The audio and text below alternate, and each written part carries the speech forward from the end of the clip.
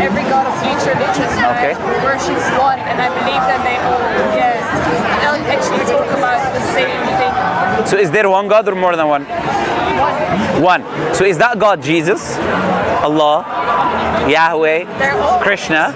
All expressions of the same one God. Yeah, No, but Jesus is a human being. yeah. Allah is not a human being. Yeah, but they're all God. You're gods. Sorry? It also says You're also gods. Oh, I'm not God. Do you believe you're God? I believe I'm God. I believe I'm God.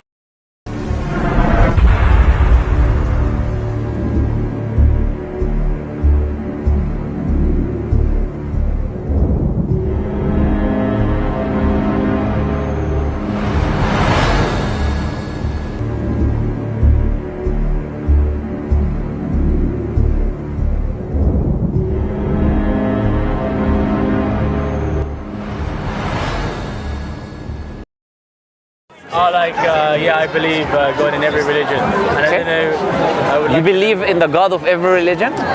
yes, that they're all different expressions of the same God. Okay, but what is the identity of God? But does God in reality possess an identity in which is the absolute truth of what he actually is? Well, I would say no, it's either all of it or none of it. But that is a contradiction, would you agree? Like for instance, yes. The paradox has to exist. In the same way that we could say, how was there a beginning? Yes. But what, The paradox has to exist? yeah, there has to exist a paradox because we already can't explain how can there be a beginning. Okay. What was before the beginning? So Okay. for our minds, for our Beginning of what? Of it all. Okay.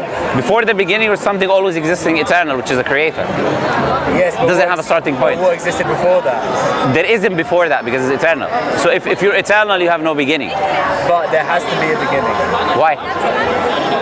because well, that's the paradox. That's what I. Well, that's an assumption. I would say essentially, if there has to be a beginning of everything, nothing will exist. And the reason is very simple, is because if everything has a beginning, then it would require an external thing to bring it into existence. We believe when you create something, you're not within that thing, you're separate from it. If the creator existed prior to the universe, then he was already separate from it, and then he created So it. that means you're not separate from God either. No, I said we don't believe God is mixed within the universe. We said God existed before the universe. Then he created the universe. The universe is not within God and is not God.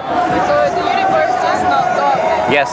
What did he I create it believe from? the universe is God. But why do you believe that is the question? Because it all comes from one thing. No, for instance, you come from your mother, but you're not your mother. I come from my mother, but I'm not my mother. You can come from something, but it does not necessitate that you are that thing, right? So Something else. okay, that's right. There's no problem. Yeah, it's okay. We can have disagreements. There's no issues. But the fundamental question should be, I think, is how do we know about God? Is it based on our own minds? That's what I was trying to tell him, because he said he believes in all gods of every religion. Do you believe the same thing? I don't know what you believe. Right. Yeah, in that regard I do, yeah. You believe in every god of every religion.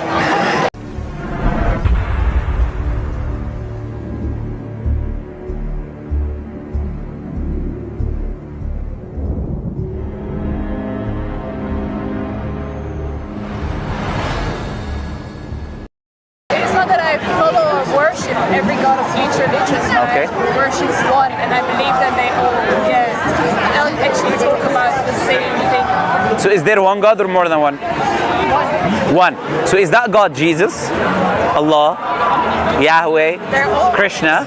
All expressions of the same one God. No, but Jesus is a human being. Yeah. Allah is not a human being. Yeah, but they're all God. You're gods. Sorry? It also says You're also gods. Oh, I'm not God. Do you believe you're God? I believe I'm God. I know. Can you define what God means?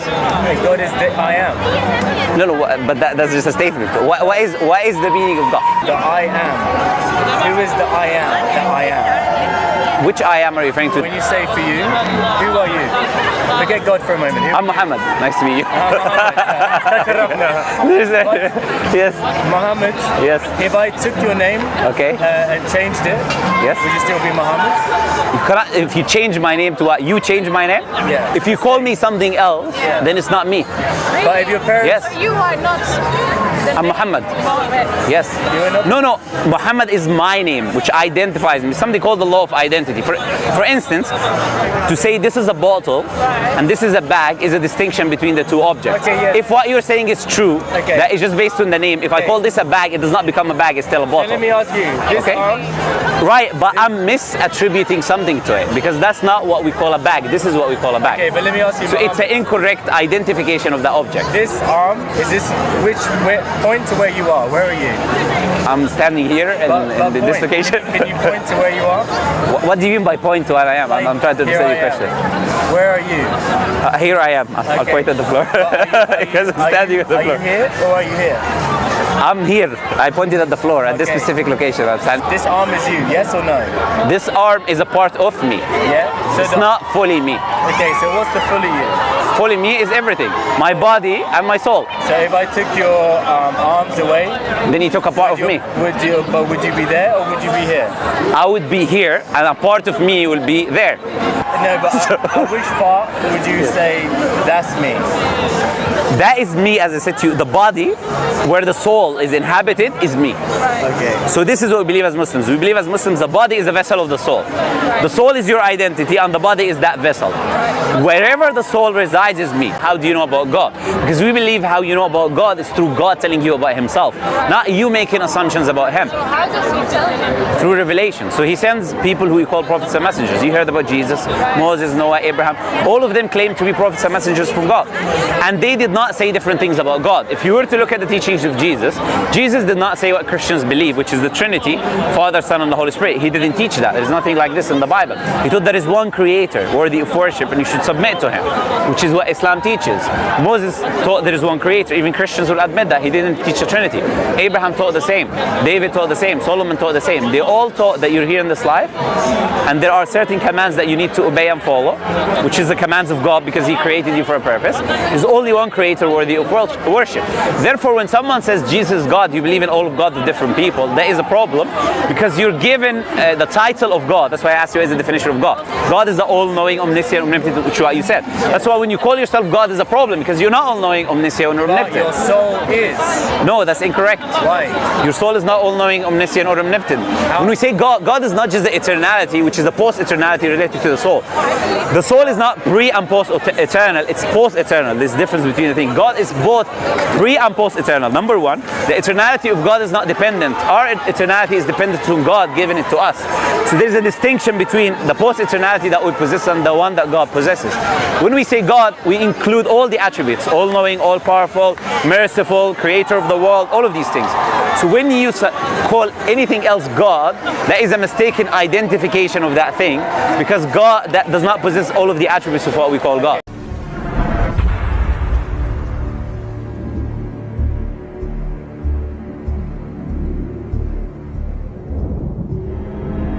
So let me ask you then, because if I was to humanize my definition of God, God would be love.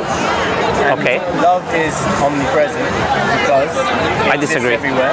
I You disagree. believe it exists? I don't believe God exists I don't believe love exists everywhere. Love exists now? Love is an attribute. And I'll tell you something But interesting. does love exist now? I'm answering you, don't worry. Love is an attribute. Attributes do not exist in abstract. I'll give you an example. Black. Black does not exist in abstract. It has to be an object. You have to say the shirt is black. The car is black. There has to be an object. The chain is black. Everything you want to call. Attributes do not exist in abstract. So when you talk about love, which is an abstract concept, it exists within humans that they possess the attribute of love, or God possesses the attribute of love, which means he's loving. I would argue. So that's why what you're saying does not make sense. It's impossible for love not to exist. Because love I'm not saying love doesn't exist. No, but I'm saying it's an all attribute. the time, everywhere, omnipresently. No, but that means you're saying an abstract concept has its own identity, which is not the case. Attributes do not exist in vacuum and as abstract concepts.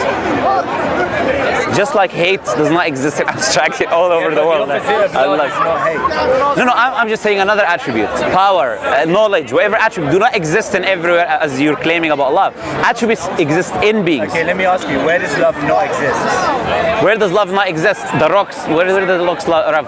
Well, who created the rocks and why? Do you think the That's a planet separate question. No, because think about this. Yes. If the rocks were created, Okay. what was it for? They were created because God created everything in the world for the sustenance of the human being. Yes. Okay, so for love. So for example, even you explaining this is for love, right? So the Creator also possesses the attribute of love. But what you're thinking, the way you're thinking about it, is that love is a concept that exists everywhere by itself, which is not the case. You're saying it's an outcome of love, that the rock exists. But that does not mean that love exists within the rock. My understanding is that God is love. Sure. So if love would have to be omnipresent for that to be true, right? Sure. Because then we agree that's infinite, love never dies. We don't believe that. It's eternal, it can never fade. Okay, so I'm showing you that it cannot not be present right now. So all you have to do to make that not true is to show how love cannot exist right now. So if someone goes and he starts beating someone in the middle of the street for no... Why does he beat him? He feels angry with his day. So he is someone that's experiencing the withdrawal of love, right? So, okay, let me ask you, is he trying to beat someone to feel worse or to feel better? To feel better. Okay. So what is better? Is the action of beating him love? So when he's beating that person, what did you say? He was looking for? Relief. Relief. Yes. What is relief? Relief is more. It's like better, right? So he's doing an act, right? He wants to feel it for himself in whatever way he can get. That is, I mean, I'm not saying it's functional. I'm not saying that, you know, love always guides us to the best action. So it is love. Yeah, that is love. So beating a random person in the street based on the suffering and stress that you had is love. And I believe you're conflating terms. You've labeled every other thing as love, which is a mislabeling of that thing. You labeled the relief as love. You cannot claim that everything is love just because you want to say that love is omnipresent everywhere, because that's your belief.